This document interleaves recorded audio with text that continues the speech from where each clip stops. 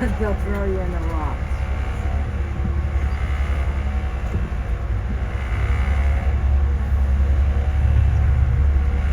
Look at the wind that's here, there. How is it? Nicely.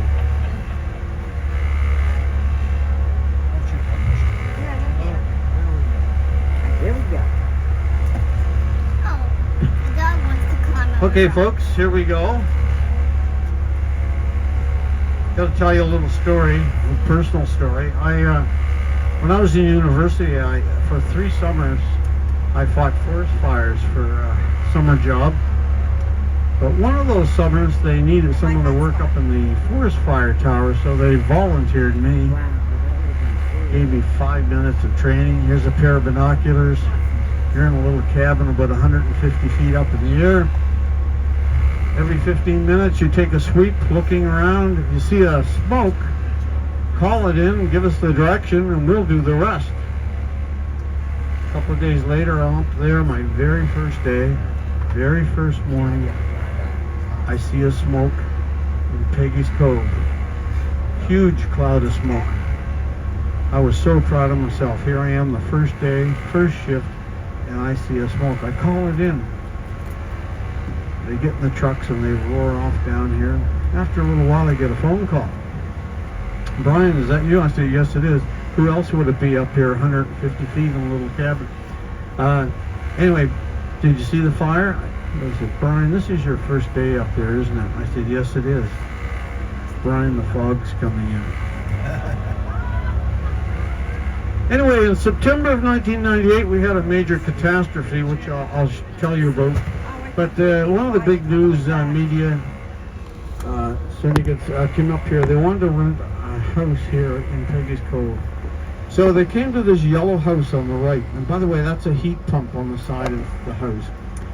The lady of the house came, was a fisherman and his wife and family lived there. She came to the door there, and they said, we'd like to rent your house. And she said, no, we don't rent it. We'll give you $10,000 a month for 3 months. She wiped her hands on her apron. She said, I've got 2 blueberry pies in the oven. Just let me know when they're finished. Okay, this is the Garth Monument right here. And I mentioned to you that he didn't finish that. He lived here or worked on that for about 10 years. And so he passed away, and his wife Agnes lived there for a lot of years after that. But when she was 83, she decided she wanted to downsize. So she called the provincial government and she said, I'll make you a deal.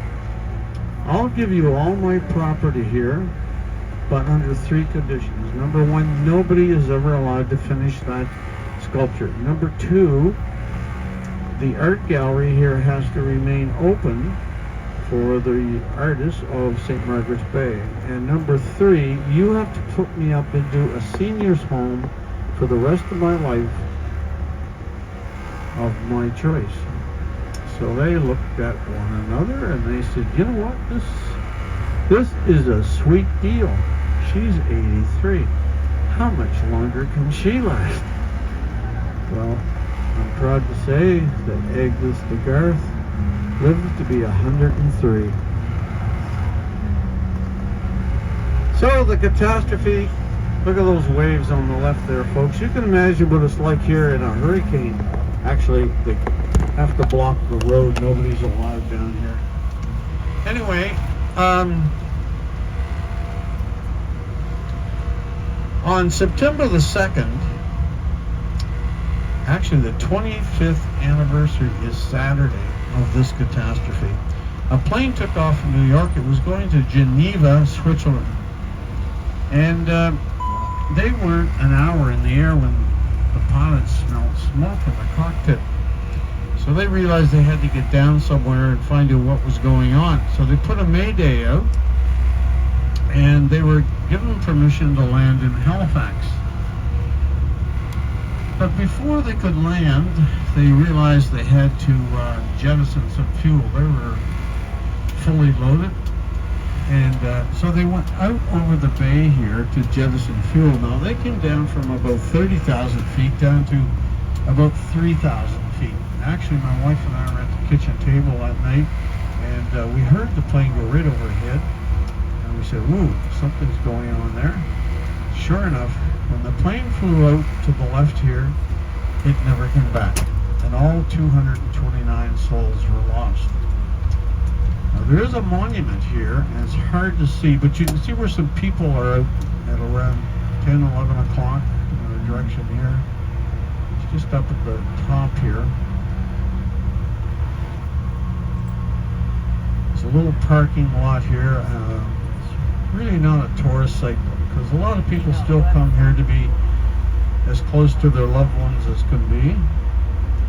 There's just over to the left there. So what happened to that plane? Well, after the crash, they spent a whole year, the Navy and the Coast Guard and other organizations spent a whole year bringing up bits and pieces of that airplane, and in a hangar, an Air Force hangar across the harbor from where your ship is, they meticulously put that airplane together. Of course, then the investigators were able to figure out what happened, and this is what it was.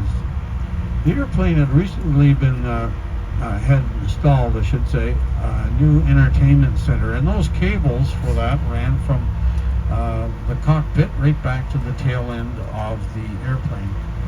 So a short circuit caught the insulation of the new wiring on fire above where the toilets were, but of course they couldn't get at it. So the fire spread all along the wiring right to the tail end of the plane, but as time went on, the plane filled up with smoke. They eventually lost their communication system, their electronics, their hydraulics, and the plane just simply plummeted into the ocean.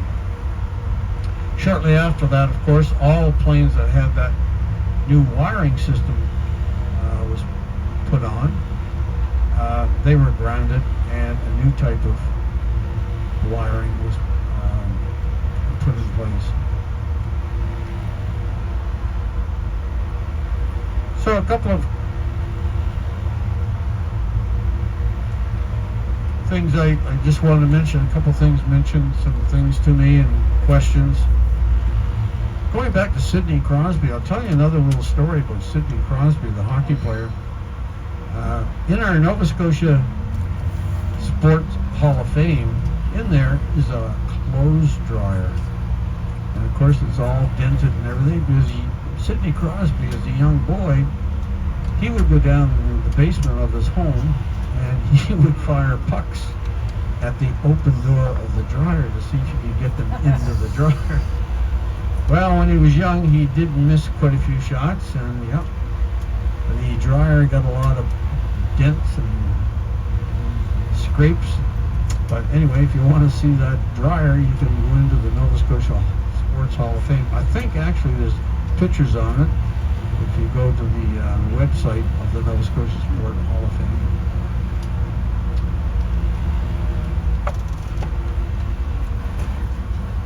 So your ship is docked in Halifax. I'll tell you a little bit about Halifax and how it got founded and why it got founded. But before we understand that, by the way, I'll have to interrupt a few places along the way here. Here's someone here getting a new roof on it. A tremendous number of people now are putting metal roofs on their houses, and that's one of them right there. We had a big hurricane last year that ripped apart a lot of buildings and trees and did a lot of damage to the province last September, Hurricane Fiona. But in the last few years, we've had a lot of people that need a new roof put on. They're putting on metal roofs, which are much more durable. Anyway, so before we understand about how Halifax got founded, you have to know what the term the Acadians are. Now, the state of Maine, provinces of New Brunswick, Prince Edward Island, and Nova Scotia, this whole area was called L'Acadie by the indigenous people. And after a while, the indigenous people who had been here for literally thousands of years. But the first Europeans that came were the French, and they settled in many different places of Nova Scotia. However, the place that seemed to attract the most and where a lot of them migrated into was the Bay of Fundy area. And again, that's the area that has the highest tides in the world. But those French people became known as Acadians, which is the twisted version of L'Acadie. So whenever we mention the word Acadian today, we always think of somebody who is French and living here in the Maritime provinces. Meanwhile, Britain and France had been at war, well, almost from day one, but the Treaty of Utrecht was signed in 1713. What did that do over here? Well, it gave the island of Cape Breton in Nova Scotia to France, and it gave mainland Nova Scotia, where we are here, to England. Now, the ink wasn't dry on that treaty when the British realized they had made a big mistake signing that treaty, because the body of water from Nova Scotia to Newfoundland is called the Cabot Strait now, but going up through there, that goes up to the St. Lawrence River. St. Lawrence River goes down to the Great Lakes. And that's where the fur trade was happening, and both Britain and France wanted dominance of the fur trade and of the East Coast fishery.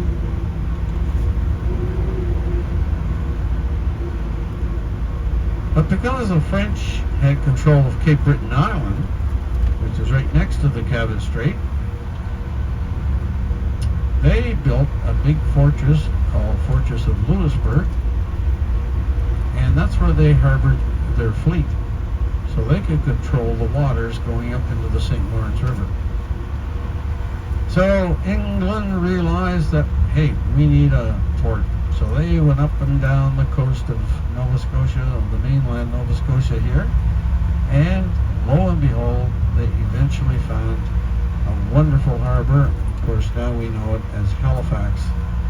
But Halifax is the largest ice-free deep water port in the world, next to Sydney, Australia. It's a little bigger.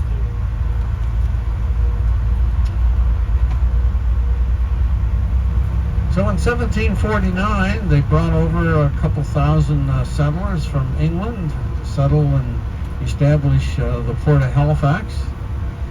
And eventually the city, or the town at that time, grew and grew. And it was a wonderful place to house the British fleet. You're going to see the inner harbor. We're going to take you around that way so you can see it. And you'll see just how big the harbor is. Where your ship is anchored is at the very entrance to the harbor. Anyway, the British that were in Halifax, they were always very concerned that England and France would go to war again. And so every spring they would go down to the villages of these French Acadians along the Bay of Fundy, and they would say to them, "We want you to take the oath of allegiance to the King of England." Now you can only imagine what the French would say. In short, the answer was no way. Now there's that causeway going over the island. You can see how now they could drive across it. The tide is receding. But again, we're in the supermoon phase, so the tides are extremely high. There it is. So anyway, the French would say no to the request of the British. The British would come back to Halifax all disgruntled. And next year they'd go down there and they'd visit all the Acadian villages again and get basically the same answer. And by this time there were over 10,000 Acadians living in different villages along the coast. So, in 1755, the British said, you know what, we've had enough of this, we're going to do something about it. So, they sent their transport trips down along the coast and up into the Bay of Fundy. Meanwhile, they marched their troops overland and they went to all the different Acadian villages. They told all the men to go to the churches. Of course, them being Catholic, tell a Catholic to go to church, well, they're going to go to church. But when they got there, they locked the doors, and they told the men, we're taking you out of the province.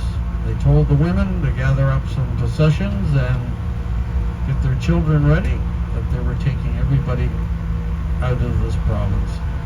And sure enough, in a day or two, the ships started to appear into the harbors and the coves, and they rowed the little boats into the shore, and then they were loaded with the women and the children and the men, and they were taken back out to the larger ships. Now, it must have been very heartbreaking for those Acadians to look over the railing of the deck, because right away the British started burning their homes and all their outbuildings. So what did they do with the Acadians? Well, the British weren't going to have the same problem twice, so they used the divide and conquer method. They went down the eastern seaboard with the ships, and they let people out all the way down. So places like Portland, Maine, Boston, New York, Baltimore, Charleston, all the way down the eastern seaboard. Now the Acadians that were down around Georgia and South Carolina, they heard about these French-speaking people that were over in the area of Louisiana. They found that intriguing, so they migrated over there. So those Acadians became known as the Cajuns, and that's where the word Cajun comes from. It's the bastardization of the word Acadian. So every year we get a lot of people that come up here from the Louisiana area because they want to see where their forefathers came from, and they're tracing their family roots. So they find it very interesting to come up here and see the lands of the Acadians.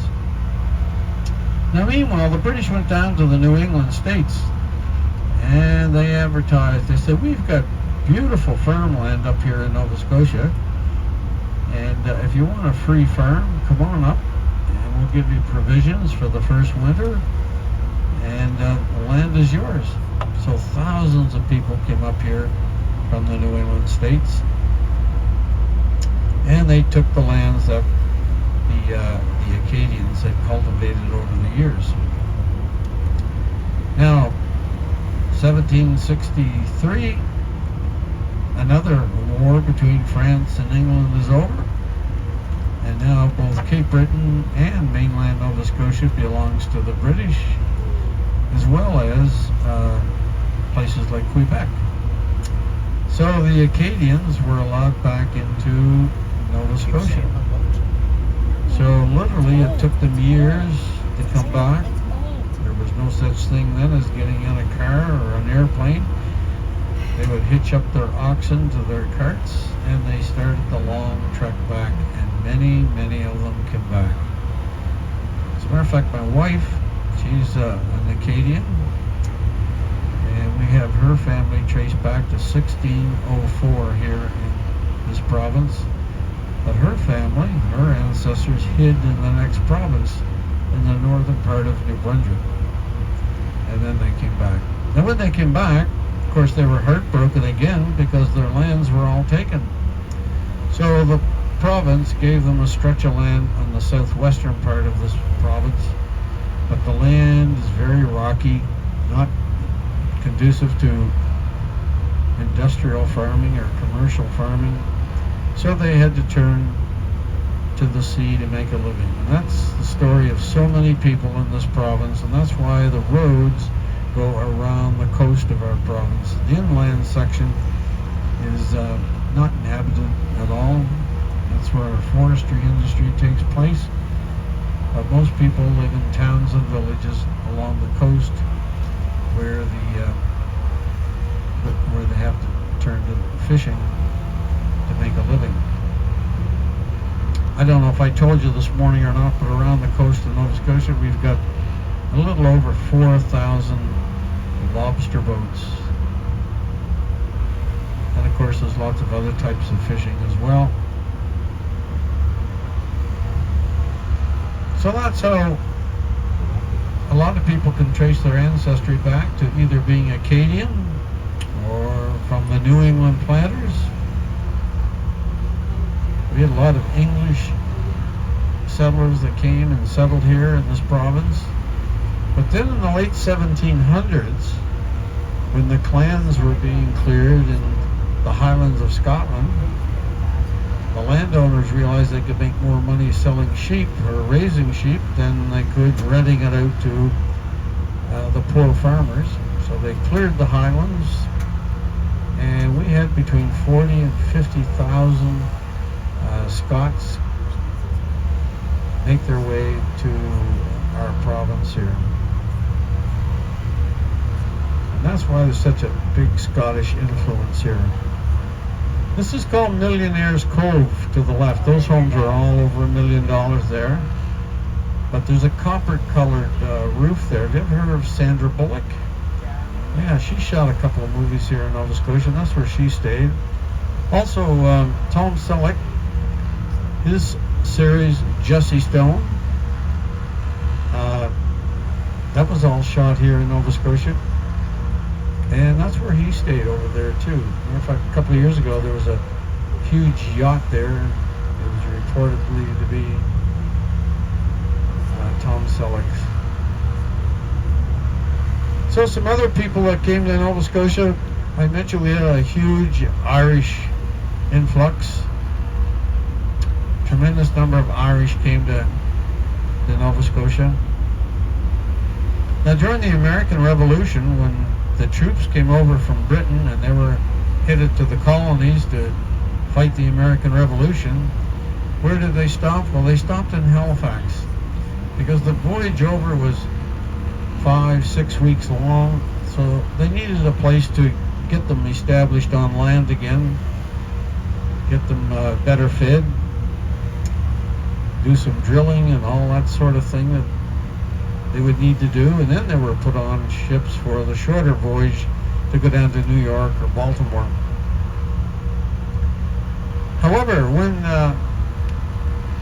the conclusion of the American Revolution happened, of course, the British left, and where did they go? Well, the first place they came to was Halifax.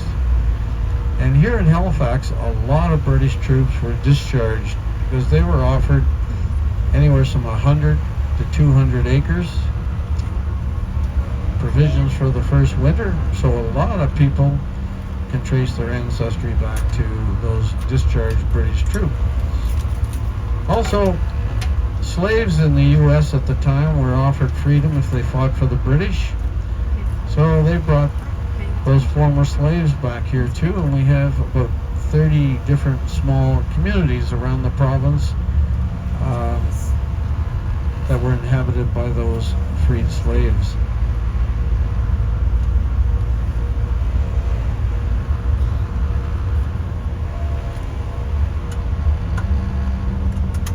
Nova Scotia is a very different name. Where did it get its name from? Well, you've heard of New England. Well, there was a person, Sir William Alexander.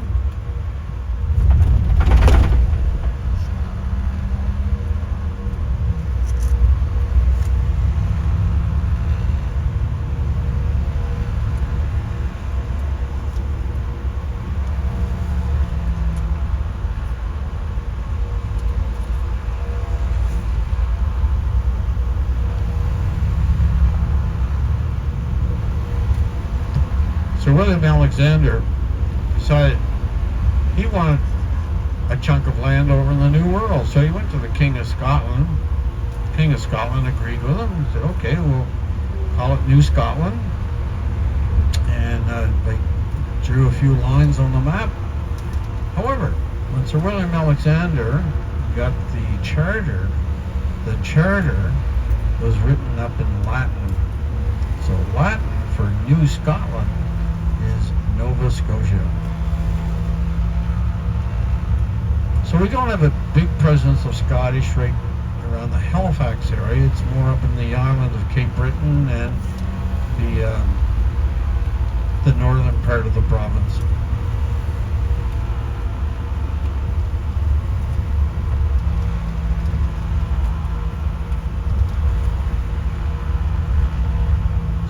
wife and I retired back in 2002 from the school system.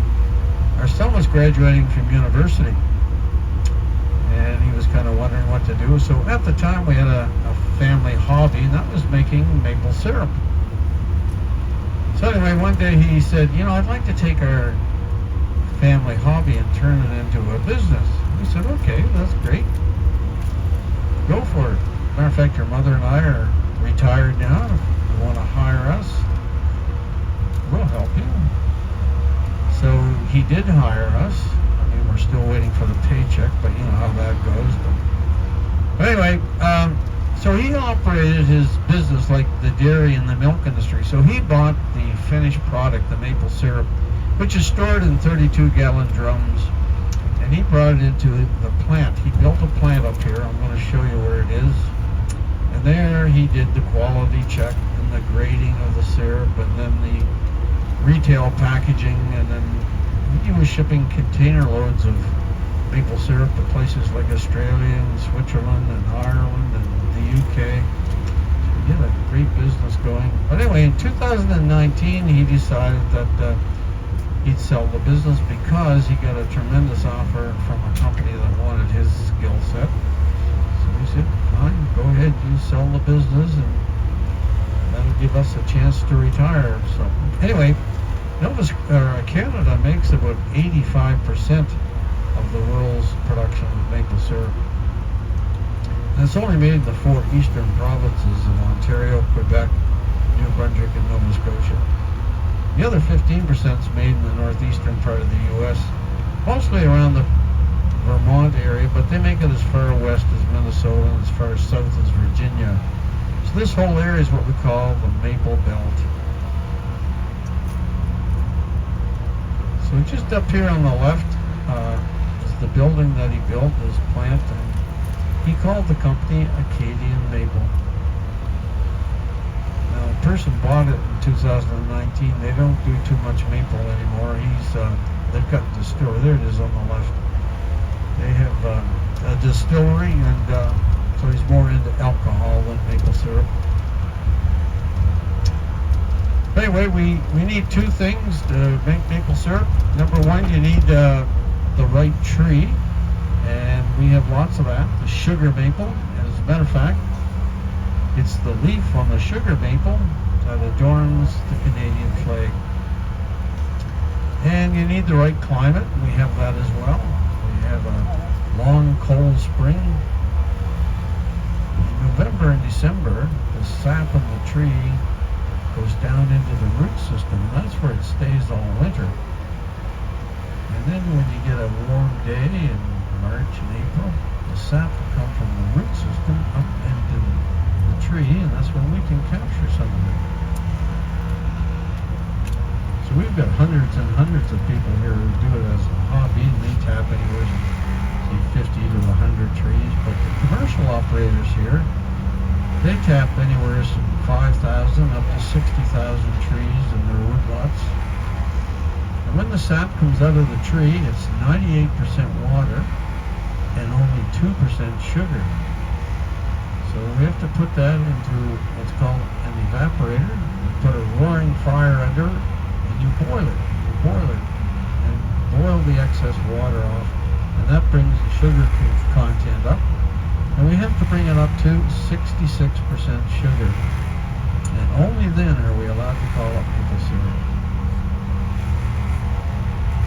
And then when that syrup is finished, they put it into these 32-gallon stainless steel drums, and it's hot packed. And that way it'll last for years. So if you buy maple syrup and you don't open it, it'll last indefinitely, but once you open it, you should keep it in the refrigerator. And you can keep it that way for maybe 3 or 4 months. But if you have a big container, let's say you buy a quart of maple syrup and pour some in a small container, keep that in the fridge. Keep the big one, the quart, in your freezer. Maple syrup won't freeze with high sugar content. One of our favorite ways at home to use maple syrup is on salmon. cooked salmon. Put some maple syrup with it. Fantastic. As a matter of fact, maple syrup is good with any kind of chicken or pork recipe.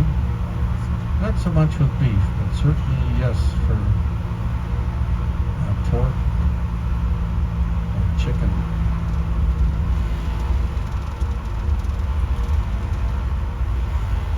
So again, we're back here in downtown. We'll be headed back. We're doing just fine for time. That's Sobe store up there on the left. That's the one that I told you is the homegrown grocery chain here. Started in a little town called Stellarton, Nova Scotia. There's about 1,500 people in it.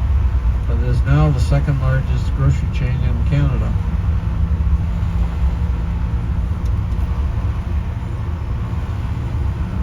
And if you can look through the woods on the left, you'll see there's a subdivision all the way along the road here.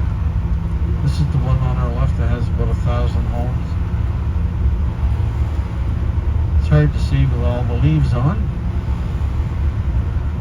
Talking about all the leaves on, this is what makes it so dangerous here when we have a hurricane. Even if it's only a level 1, category 1, our trees are just not the type of tree that can cope with a lot of wind. Actually, the leaves act like sails, which is why we get so much tree damage when we get the tail ends of the hurricane up here.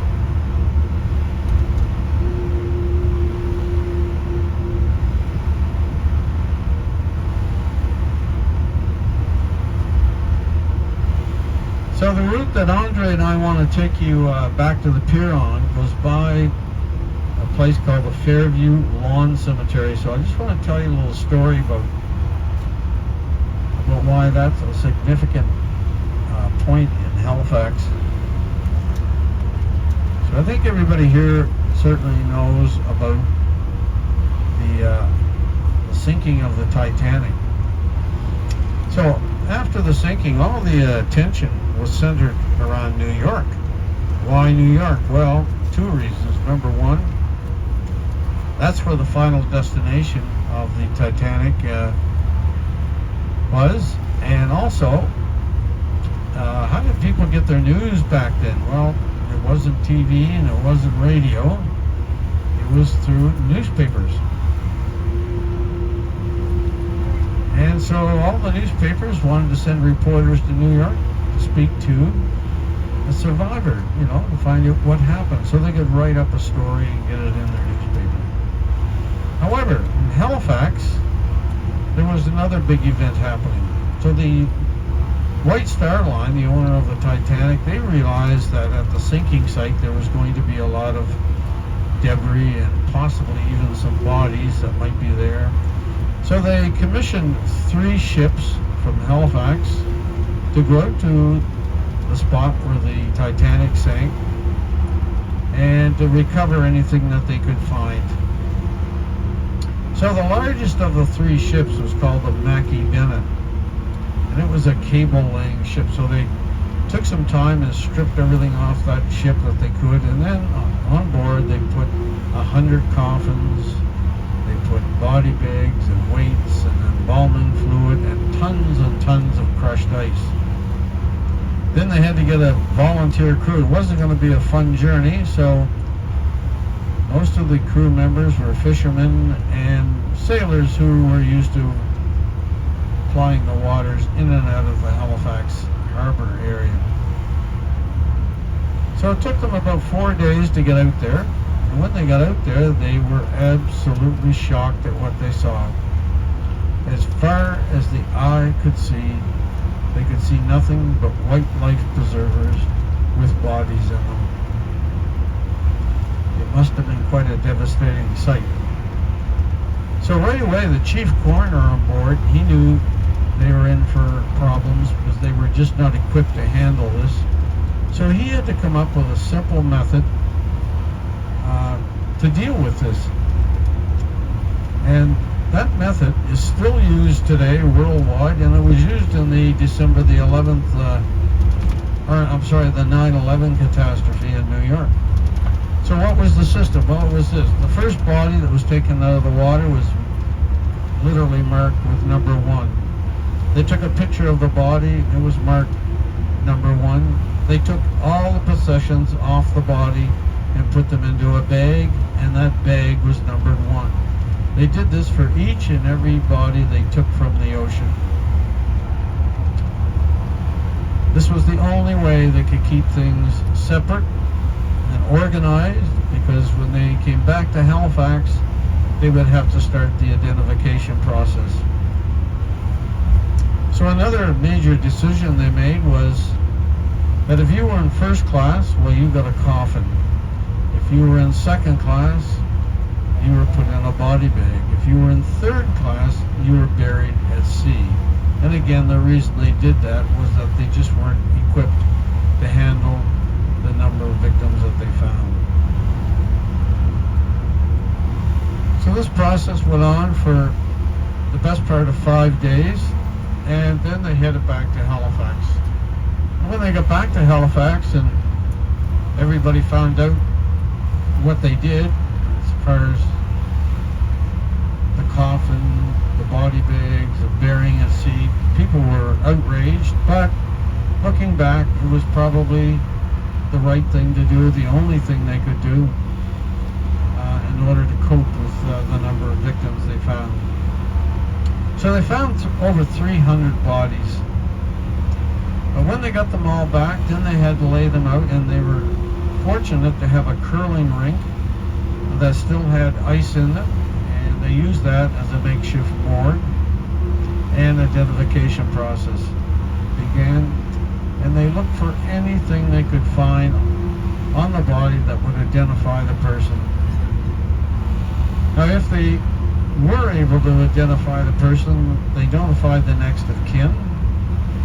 In some cases, the next of kin said, okay, ship the body, and they did that by train to a particular address. But in some cases, the bodies that were identified were never sent out because maybe the people couldn't afford it. And also, over in England, it may have taken a little longer to find out that the Titanic sank. And how are you going to get over to England to identify the body? Well, you would have to take a ship and try to get to Halifax. So that would have taken a long time. Too long. So eventually, after the bodies that were claimed were shipped out, the remaining bodies, 150 of them, were buried in the Halifax area. The Fairview Lawn Cemetery has the most, it's got 121. The Jewish cemetery has 10, and the Catholic cemetery has 19. Now, one of the first bodies, actually it was the fourth body to be brought in, was that of an infant child. And it was the only body that did not have a life jacket. So the crew members felt so bad for this little infant that when the body was not claimed, they got together, they arranged to have a proper funeral at a church downtown, and they literally carried the casket all the way over to the Fairview Lawn Cemetery. Every year at the anniversary of the sinking of the Titanic, they met at the site of the gravestone, and they had a service there. And when they died off, their children did the same thing.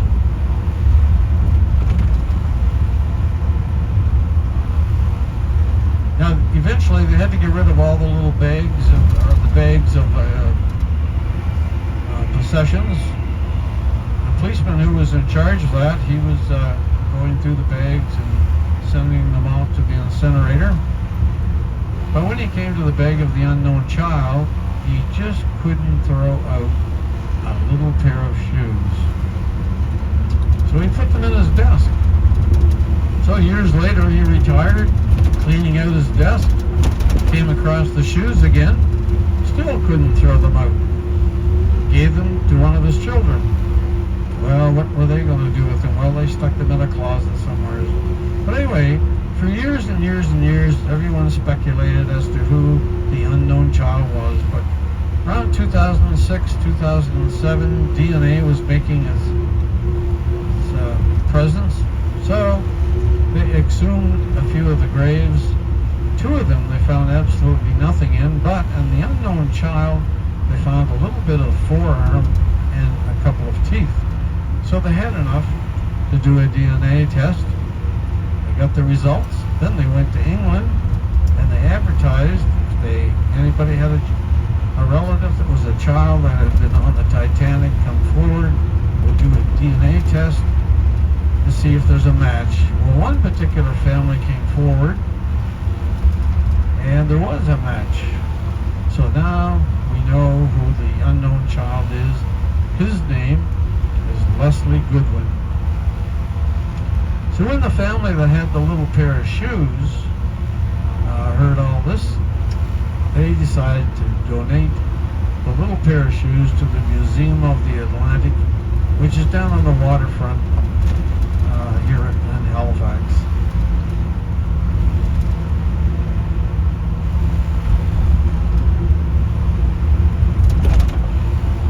So I got one last tragedy to tell you.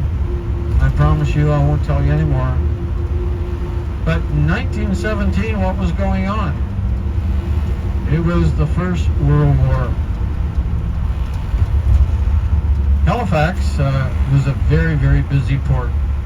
At the time, we only had 50,000 people in Halifax, but because we're part of the British Commonwealth, Canada, as well as Australia, New Zealand, we all went to war the day after the Britain declared war on Germany.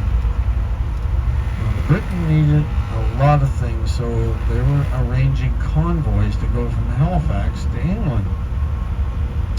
And in the inner harbor here, you'll see where there was room for anywhere from 40 to 60 ships, and they would sail out twice a week to go to England. Now, on the morning of the 6th of December, 1917, there was one ship in the inner harbor. It was called the Emo. It was a Belgian relief ship, and it was heading out. It was going to go solo. But in the meantime, there was another ship trying to get into the harbor to join up with the convoy that was going to be leaving that night. It was called the Mont Blanc, and it was loaded with TNT. And on the deck were barrels of a product called benzol, which is something like gasoline. Well, anyway, the two ships were coming through what's called the Narrows. There was a lot of miscommunication, and the two ships collided at 20 to 9 on the morning of the 6th of December. When the ships collided, it was a major event, because then they tried to put their engines in reverse. When they did that, metal on metal, you get sparks. Now you've got a major fire with the benzol on the deck of the munition ship. 20 to 9 in the morning, people are getting ready to go to work and school. They had just lit their fires for the day. But hundreds of people were looking out their windows down at this spectacle in the harbor. There were big black plumes of smoke coming up. Now remember, there's only 50,000 residents in Halifax at the time. But then, at 4 minutes after 9, remember I mentioned the clock in City Hall? 4 minutes after 9, the TNT exploded. It was the largest man-made explosion prior to the atomic bomb being dropped on Hiroshima in 1945 during the Second World War. Halifax was in a sad shape. Of 50,000 people, 2,000 people died. 9,000 people needed immediate medical attention. A third of those that died were children under the age of 15. Hundreds and hundreds of people lost their eyesight. They were looking at the homes, looking at the fire through their windows, And of course, when the blast happened, the glass blew in, so many people lost their eyesight. The blast was so powerful that it blew glass out of windows 60 miles away. 25,000 were homeless. Then we had a second catastrophe. We had a blizzard that night. We got 4 feet of snow, and the temperature went well below zero. That meant that a lot of people who had been trapped in their homes from the blast died of hypothermia. Well, help started pouring in from all over, and one place a lot of help came from was the city of Boston. Boston and Halifax have always had a very friendly relationship. But he was done telling stories. And so help came in. They put together a train and they filled it with doctors and nurses and medical equipment, building supplies, and they headed north. And they were here for months helping the beleaguered medical teams here who were hopelessly understaffed. So it was a tremendous help. Nova Scotia has never ever forgotten that help that was sent up by Boston. So every December we send a 50-foot Christmas tree down to Boston, and they have a big lighting of the tree ceremony on the Boston Commons, and we have a live TV program, and they introduce the family where the tree came from, and they explain why the tree has come from Nova Scotia. So we continue to do that every year to say thank you.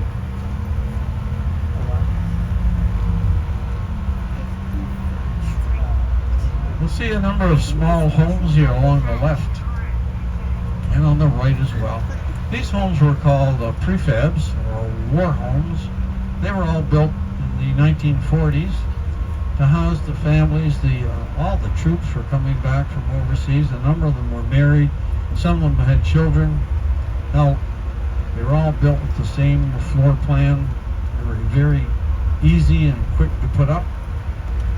Of course, nowadays a lot of them have a second story put on, or the back's been bumped out.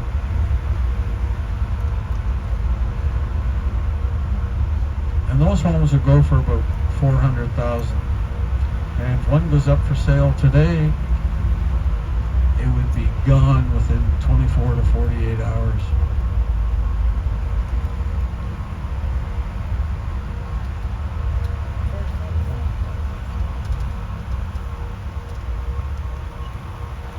I think I mentioned the average price of a home in Nova Scotia is about $500,000, but you have to average where the prices are more expensive here on the peninsula and around the metro area than they are in the outlying areas, but the average is about $500,000. And again, you have to keep in mind that's Canadian. Take a third off that to do what it would be in American prices.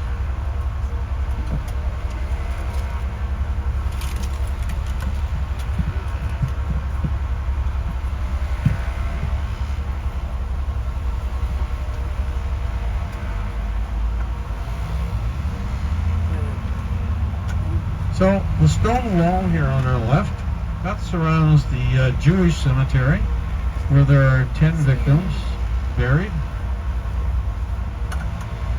And then it runs down here to what we call the Fairview Lawn Cemetery. And this is where the 119 are buried.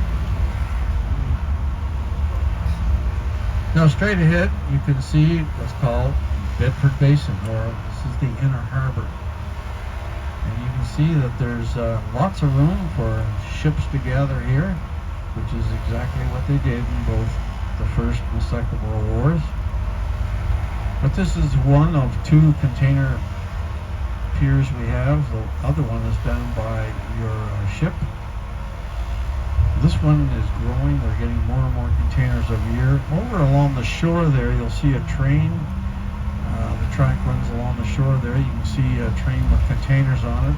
We have 2 trains that leave Halifax every day to go to the heartland of North America. They can get a container from Halifax to Chicago one day earlier than if that same ship were to land in Boston, in New York or Baltimore.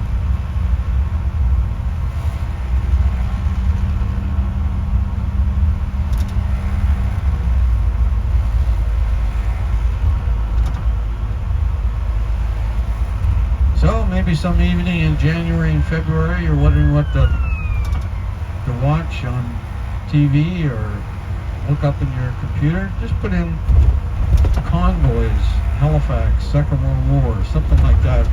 And you'll see pictures of all the ships that were gathered here. And you can also see how our city has spread out all around the basin.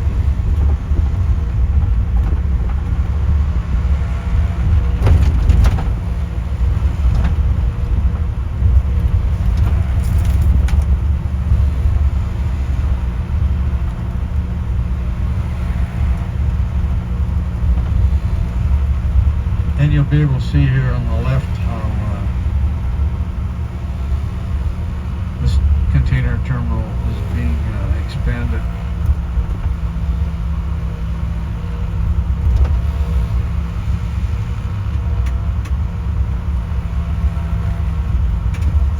So we have 2 bridges that span the harbor. And over to our left is what we call BIO, the Bedford Institute of Oceanography. That's where we do ocean research. The equivalent to the Woods Hole Institute in Massachusetts.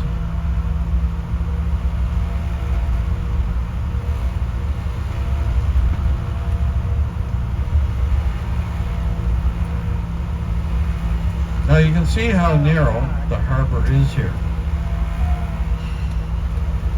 So if you had 2 ships,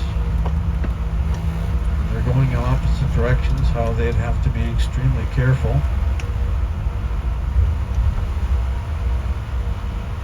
Maybe the captain of your ship could come up here just to show you what I mean. But anyway, the explosion happened right in front of those 3 smokestacks over there on the left. So when the explosion happened, it just decimated this whole north end of the city. Matter of fact, the trees up here are much smaller than the trees in the south end of the city. The fortress up on top of that hill that I showed you, there's where it happened right there. Yeah, that fortress, that hillside, that deflected the blast upwards, so not as much damage was done in the south end of the city. Canada's building a fleet of these Arctic patrol vessels. They're not really warships, they're mini icebreakers. But they're going to, because of global warming, the ice is melting rapidly up north. So these ships are going to be patrolling our waters up north just to let Mr. Putin know that, hey, these are Canadian waters. Once that contract's finished, then they're going to be building a whole new fleet of frigates for the Canadian Navy. And I said, Denny Doherty, the mamas and papas. Okay, they lived up on the hill here to the right. His father worked at the shipyards here. Matter of fact, we really admire your U.S. aircraft carriers. They're much better than ours. Of course, the main reason for that is we don't have any.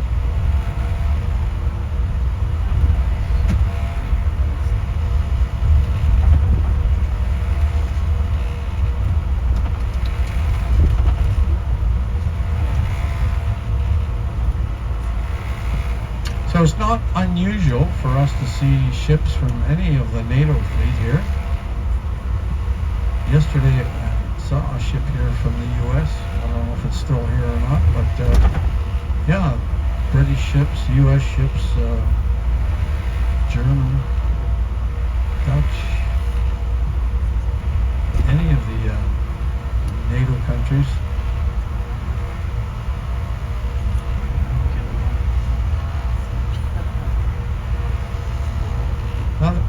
down there on the left, you'll see two languages, both English and French. And that symbolizes the two languages that are the official languages here in Canada, English and French.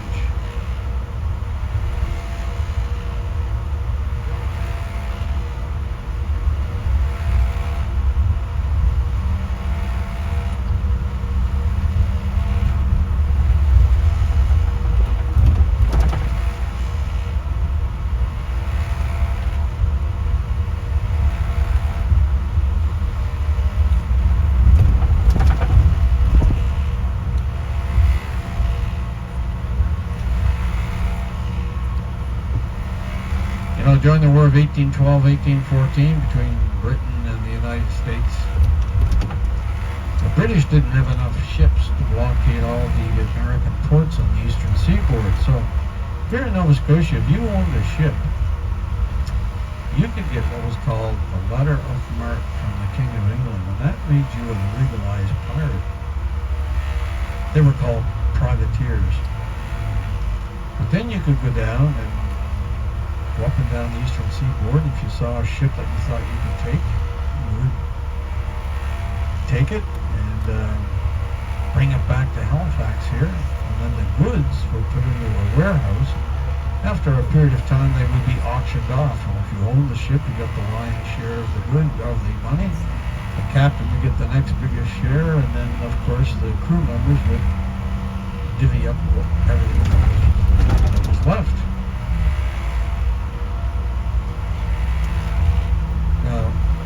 Don't think it was just one-sided. The Americans were doing exactly the same thing up here off our coast. But anyway, I'm going to show you the warehouses where all those goods were kept.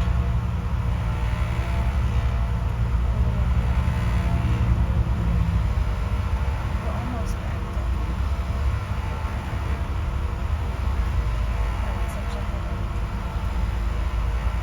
So I mentioned this morning when we turned up there,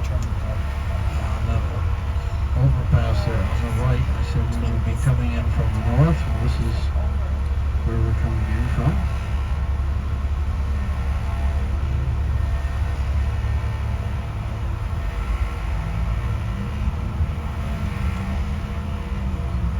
Now that is a U.S. ship there right to our left.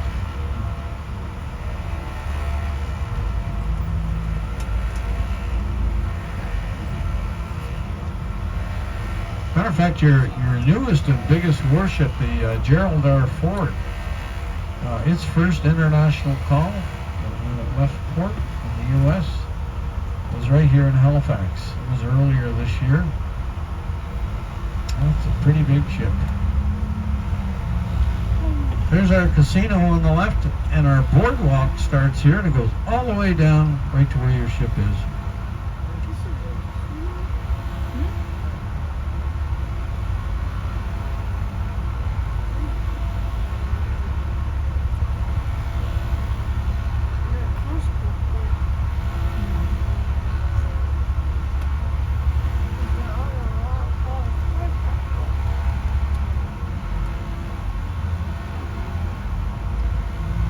So the warehouses are coming up here. On our left, you're going to see the Marriott Hotel. And just to the right there, there's actually 7 of them. There are 7 stone buildings, and they reconstructed them and refurbished them, I should say. And now they're retail and office buildings. Now, if you're a developer and you buy a piece of property here in Halifax, you have to keep the facade of the building. Now look at this one on the left here, this brick building, RBC, that's Royal Bank of Canada. But you folks on the left look up, you'll see that the new building was put on the inside of that building. Now you folks on the right, you're going to see an example of that up here at the next intersection. If you look up to the right, you're going to see big metal frameworks holding up the facade of the building.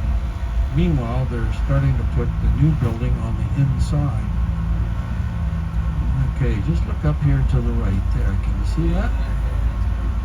very costly, but it makes Halifax keep the old character. Good. This building on our right is the provincial legislative building, where provincial government meets. And that statue there is of a guy by the name of Joseph Howe. He was a very famous newspaper man back in the 1800s.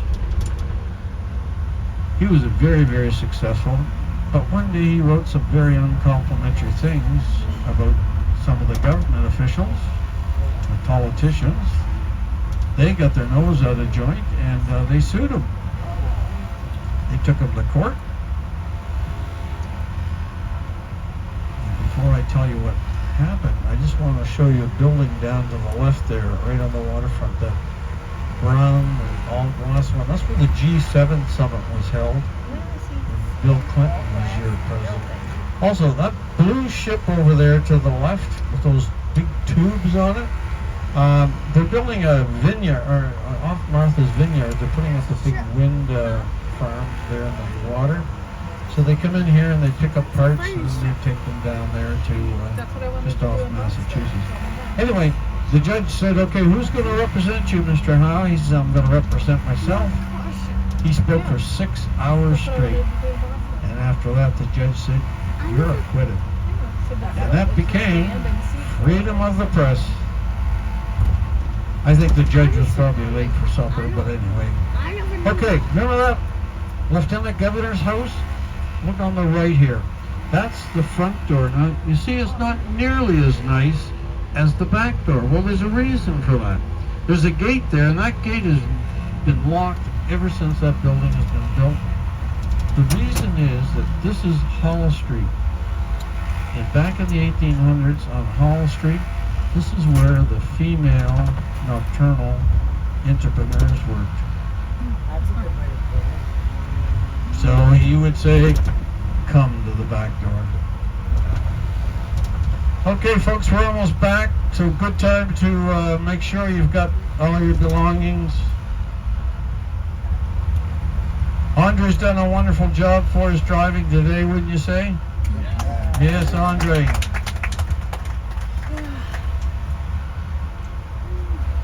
And by the way, I'll tell you now, we're not permitted to open the back door. We're at the port here. There's just too much traffic, and so unfortunately everybody has to exit the front door. But anyway, I hope everybody enjoyed their day. You got to see some wave action at Peggy's Cove. That was fantastic. You notice the pedways here? We have pedways all over the city. They're fantastic in the winter.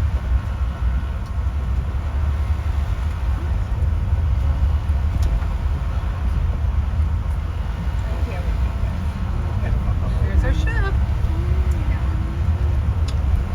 I'm not sure what side we're going to be parked on when we get to the pier here, but if we're on the right, just be careful. There's a rounded curb. It's a little tricky. So just be careful when you're getting off. And you've been a great crowd, so thank you so much. And we hope you come back and see us in Halifax at some point.